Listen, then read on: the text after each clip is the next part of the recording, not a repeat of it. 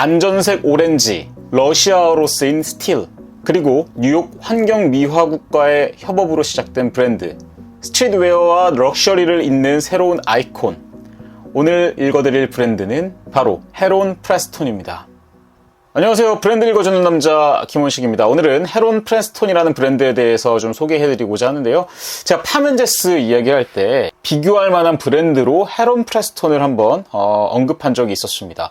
약간 스트릿웨어와 럭셔리의 중간 지점에서 그걸 연결하고 있는, 그래서 파면제스하고 좀 약간 비슷한 성격을 가지고 있다라고 제가 소개를 해드렸는데, 어떤 점이 유사하고 어떤 점이 다른지 오늘 한번 같이 이야기해 볼게요. 자, 먼저 헤론 프레스톤은 역사가 그렇게 오래되진 않았습니다. 이제 9년 됐어요. 2016년에 런칭을 했는데, 런칭한 계기가 되게 특이합니다. 2016년에 뉴욕시의 환경미화국, DSNY라고 부르거든요. 그러니까 그 NYPD처럼 줄여서 이 뉴욕시 환경미화국과의 협업을 통해서 강렬하게 등장한, 패션씬에 등장한 그런 브랜드인데요. 창립자인 헤론 프레스톤 존슨이 이 DSNY와 진행한 제로 웨이스트 테마 그 유니폼 프로젝트가 엄청난 반향을 불러일으키게 되면서 2017년 FW에 파리에서 정식 컬렉션 For You The World를 선보이면서 이제 시작됐다라고 할 수 있습니다. 되게 특이하죠. 이게 우리나라로 따지면 제가 뭐 예를 들어서 뭐 환경부랑 같이 협업해서 뭔가 브랜드가 시작됐다 이런 느낌인 거잖아요. 약간 그러니까 뭔가 친환경 이런 느낌의 그런 의류인 거야.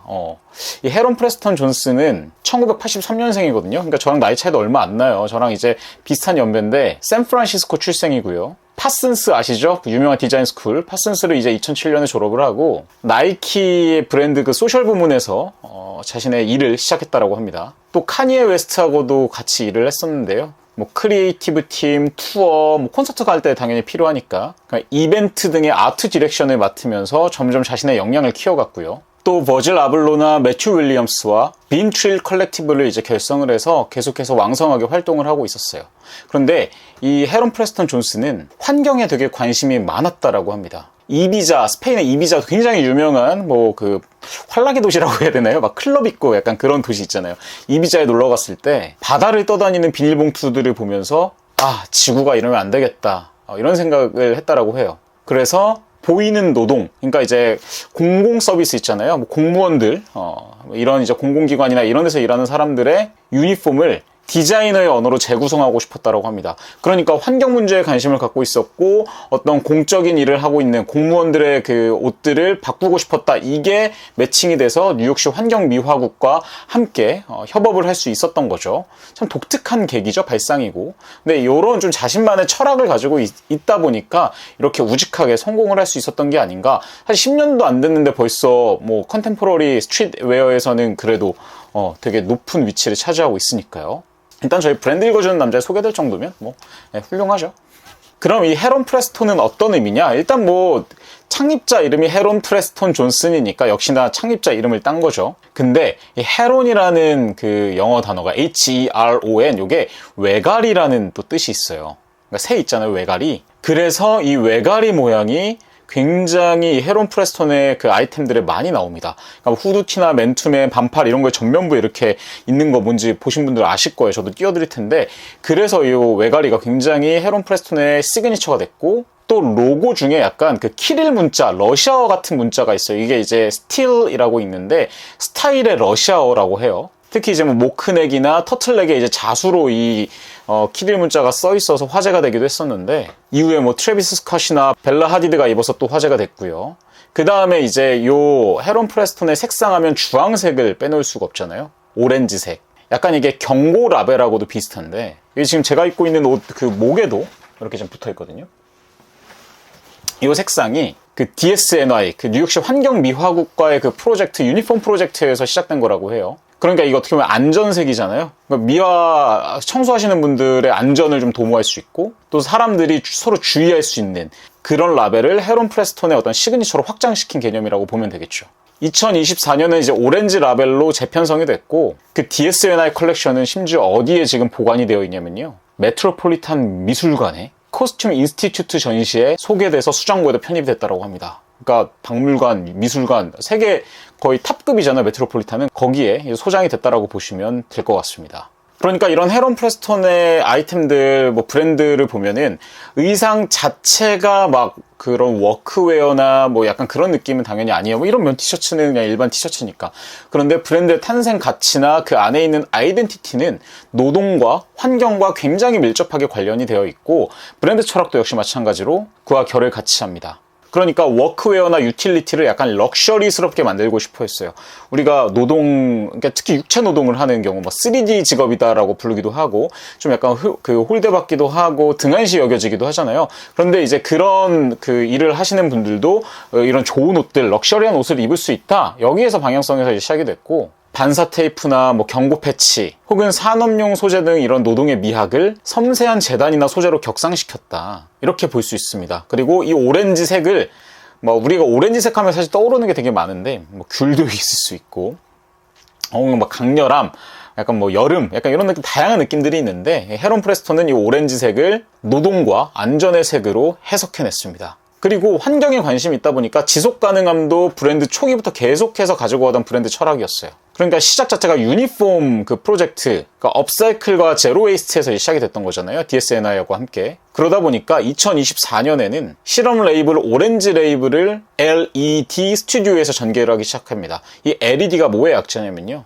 Less Environmentally Destructive, 그러니까 환경적으로 덜 파괴되는 그런 스튜디오. 그러니까 그런 어떤 지속 가능한 환경에 덜 해를 끼치는, 해를 아예 안 끼칠 수는 없겠지만 그런 의상들을 계속해서 전개해 나가고 싶다라는 의지를 표명한 거라고 볼 수 있겠죠. 이게 단순하게 생각에서만 그친 건 아니고요. 라벨들을, 과거의 라벨들을 재활용하는 경우들도 있다라고 해요. 그러니까 새 옷인데 과거의 이제 라벨들을 떼가지고 재활용을 하는. 그러니까 어쨌든 덜 만들면 환경이 덜 파괴되는 거니까요. 이러한 헤론 프레스톤의 시그니처 아이템은 일단 외가리가 들어가 있으면 무조건 시그니처라고 볼 수 있습니다. 그 헤론, 외가리가 딱 전면에 들어가 있는 혹은 후면에 들어가 있는 그런 티셔츠나 맨투맨, 후드 이런 것들이 시그니처라고 볼 수 있고요. 또 그 키릴 문자 스틸이 써 있는 그런 모크넥이나 터틀넥도 역시 시그니처라고 볼 수 있습니다. 또 이러한 오렌지 라벨, 제 등에 있는 이런 오렌지 라벨 디테일들도 역시 거의 뭐 대부분의 아이템들의 뭐 모드는 아니지만 많은 아이템들에, 헤론 프레스톤 아이템들에 붙어있기 때문에 그런 것들이 또 시그니처라고 볼 수 있고요.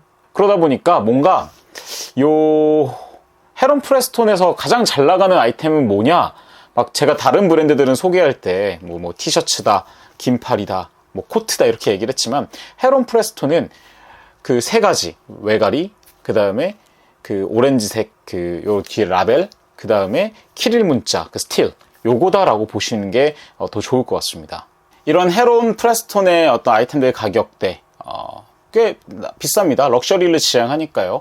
일단 가장 저렴한 게 이제 반팔티 라인인데, 정가 기준으로 봤을 때 일단 20만원에서 한 30만원 사이라고 보시면 되고요. 그리고 뭐 맨투맨이나 후드 이런 것들이 뭐 한 30만원대에서 50만원대 정가 기준으로 보시면 되고요. 아우터들 뭐 재킷이나 뭐 패딩 같은 경우는 뭐 한 50만원에서 100만원 요 정도에 이제 형성이 되어 있다라고 보시면 될 것 같은데, 역시나 할인들을 곳곳에서 다양하게 하고 있기 때문에 뭐 할인된 가격으로 사면 저 이 반팔 티셔츠 6만원 주고 샀거든요.